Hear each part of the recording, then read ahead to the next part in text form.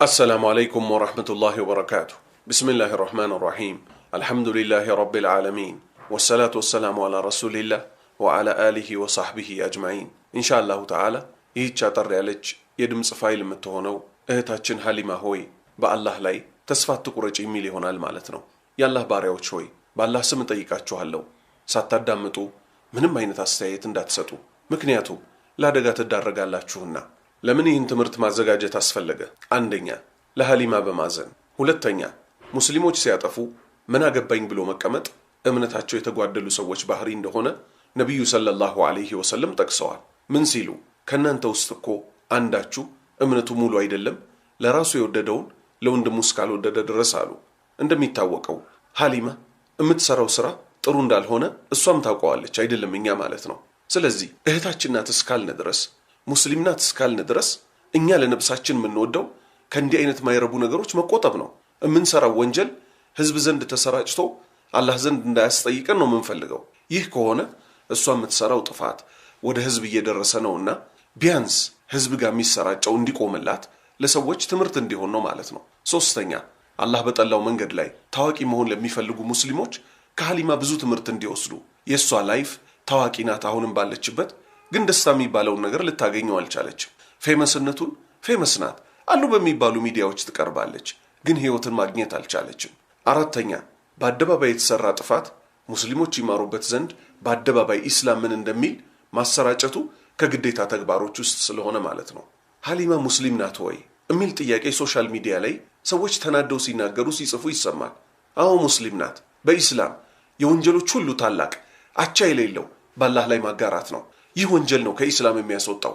ከዛ ውጭ ዝሙት መስራት፣ ዘፈን መዝፈን፣ መጠጥ መጠጣት፣ ወለድ መብላትና የመሳሰሉት ታላላቅ ወንጀሎች ቢሆኑ ከኢስላም ግን አያስወጡም። ሶሻል ሚዲያ ላይ ይቺ ግን ሙስሊም ናት ብላችሁ የምትጽፉ ወንድምና እህቶች አላህን ፍሩ። እስልምናን ጠንቅቃችሁ ወቁ። እስልምናን ሳናቅ ከመናገር እንቆጠብ። ሐሊማ ሆይ አላህ ከአዛኞች ሁሉ በላጭ አዛኝ ነው። ወላጆችሽ በተለይ አባትሽ በጣም ስለሚወዱሽ ስለሚያዝኑልሽ በእድሜ ስለሚበልጡሽ ላንቺ የሚበጀውን ስለሚያውቁልሽ ነበር ዘፈንን እንድትተይ ትዳር አግብተሽ እንድትኖሪ ሲያዙሽ የነበረው። በዚህም ሰበብ ተጣልተውሽ የኖሩት ማለት ነው። አላህ ይዘንላቸው፣ አላህ ይማራቸው፣ አላህ ቀብራቸውን ያስፋላቸው፣ ስምንቱን ጀነት ነሲባቸው አላህ ያደርግላቸው። እኚህ አባት አያሳዝኑሽም? አሳድገውሻል። እዚህ ምድር ላይ አንቺን መጥፎ እንዳይነካሽ ስንት ጥረዋል። የሚቀጥለውም ዓለም እንዳትለያቸው ስለፈለጉ ነው ሲቆጡሽ የኖሩት። በህይወት ባይኖሩም እስቲ ዛሬ አንቺ ምክራቸውን ተቀብለሽ ካለሽበት ዓለም ውጪ ወደ አላህ ተመለሽ። ለሳቸውም ሌትና ቀን ዱዓ አድርጊላቸው።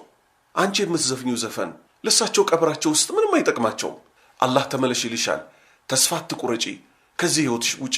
እህቴ ሐሊማ ሆይ አንቺም እሳቸው ወደ ሄዱበት እኮ መሄድሽ አይቀርም። ሞት ለማናችንም አትቀርም። ከሞት በኋላ ግን መልካም ሰሪዎች መልካም ሲያገኙ አጥፊዎች ይቀጣሉ። ሐሊማ ስምሽ እኮ ነብዩ ሰለላሁ ዐለይሂ ወሰለምን ጡት አጥብታ ያሳደገችው የታላቋ ሷሃባ ስም ነው። አብዛኛው ኢንተርቪዎችሽ ላይ አድማጮቼ አድናቂዎቼ ትያለሽ።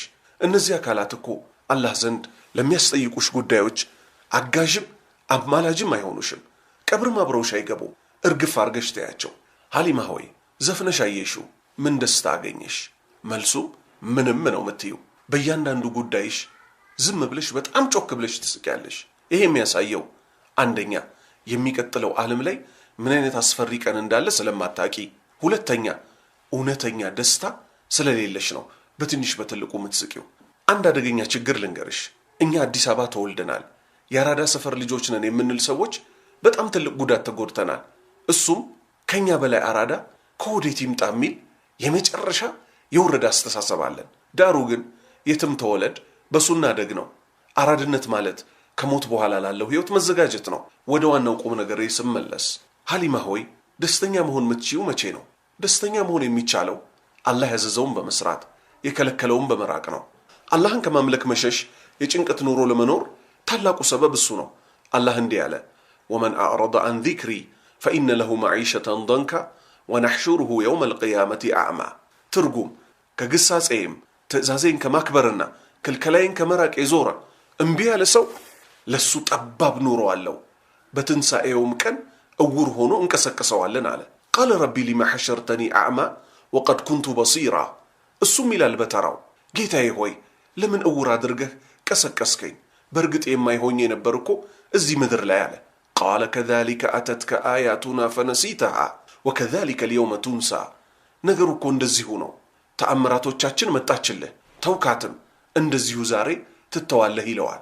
ስለዚህ እህቴ ሆይ አንቺ ያለሽበትን ህይወት አንቺ ታውቂዋለሽ፣ እኛም እናውቀዋለን። ከዚህ ህይወት ውጪ መልካም ህይወት እንዴት እንደሚገኝ ደግሞ ራሱ ምን አለ? መን አሚለ ሷሊሐን ሚን ዘከሪን አው ኡንሳ ወሁወ ሙእሚኑን ፈለኑሕየነሁ ሐያተን ጠይባ። ትርጉም ከወንድም ወይንም ከሴት እርሱ አማኝ ሆኖ መልካም የሰራ መልካም ኑሮን በእርግጥ እናኖረዋለን አለ። ሀሊማ ሆይ በቅርቡ ሙስሊም ወንድምና እህቶችሽን ያስቆጣ ኢንተርቪው ሰጥተሽ ነበር። ወንድምና እህቶች ሚለውን አስምሪበት። እኛም ወንድምና እህቶችሽ ነን፣ አንቺም ደግሞ እህታችን ነሽ። እህታችን እስከሆንሽ ድረስ ያንቺ ጉዳይ አያገባንም፣ ገደል ግቢ አንልሽም። አደለም ጀሃነም አደለም ገደል እንቅፋት እንዲመታሽ አንመኝልሽም። ምክንያቱም እቺ ከባዷ ቃል ላኢላሃ ኢላላህ አስተሳስራናለች። እስቲ ልረዳሽ ከዚህ ኢንተርቪውሽ እህቴ ሆይ አሁን በህይወትሽ ምን ላይ እንደደረስሽ።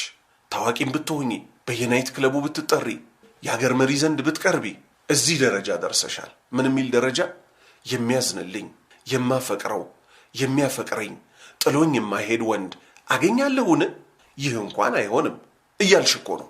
ለዚህም ሲባል ነው ከትዳር ውጭ ልጅ ማምጣት እፈልጋለሁ የሚል ተስፋ የመቁረጥ ንግግር የተናገርሽው።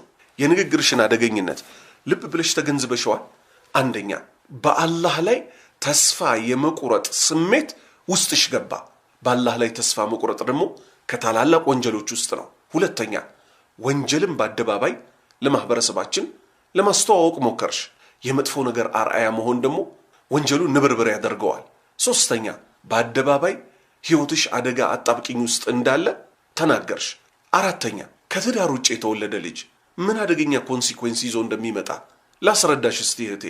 አባቴ ማን ነው ብሎ ይጠይቅሻል። ለምን አብሮኝ አይኖርም ብሎ ይጠይቅሻል። ሌላም ጨርቅሽን አስጥሎ የሚያሳብዱ ጥያቄዎች ያነሳብሻል። በዛ ሰዓት ምን ይሆናል ያንቺ መልስ? ስለዚህ እህቴ ሆይ እኛ ወንድምና እህቶችሽ ከአላህ በታች አንቺን ለማዳን እንደ ሰበብ ዱዓም ምክርም ይጠበቅብናል። እህቴ ሀሊማ ሆይ አንቺ በፍጹም በአላህ ላይ ተስፋ ልትቆርጪ አይገባሽም። አላህ ምን እንዳለ ልንገርሽ። የፍጡራኑን ታዩ። እኛ ፍጡራኖች ስንናደድ ከኛ ማይገቡ ነገሮች ሁሉን እናገራለን። ያ ግን ቻይ ሆኖ አዛኝ ሆኖ ቀጪ ሆኖ ጌታ ምን ይላል?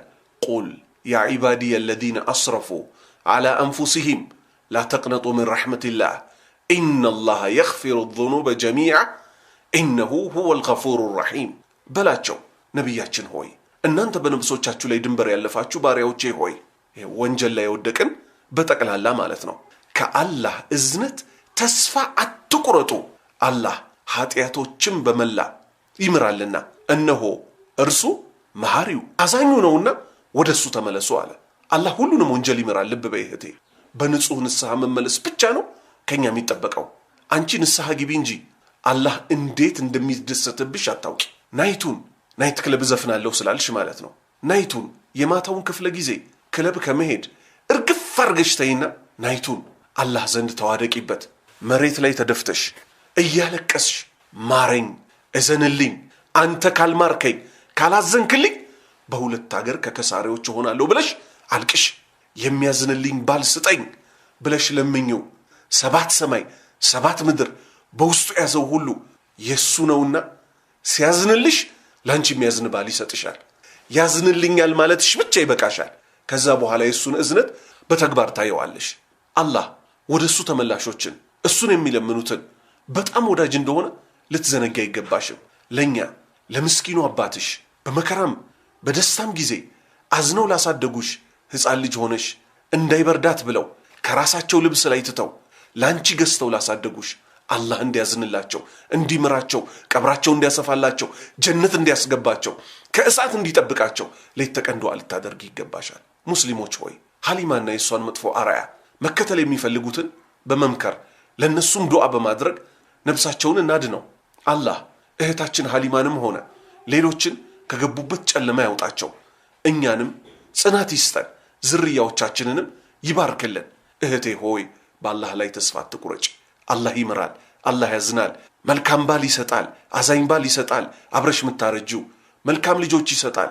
ቀኑም አረፈደም ዛሬውኑ በንስሐ ተመለሽ አላህ ተውበትን ይወፍቅሽ ለኛም ተውበትን ይወፍቀን ጸንተው ከሚኖሩት ያድርገን ሞት አፋፍ ላይ ከሚጸኑት ሰዎች ያድርገን ከቀብር ቅጣት ተጠብቀው ሲራጥን በሰላም አልፈው ጀነተል ፊርደውስ ግቡ ከሚባሉት ያድርገን ሱብሃነከ اللهم وبحمدك أشهد أن لا إله إلا أنت أستغفرك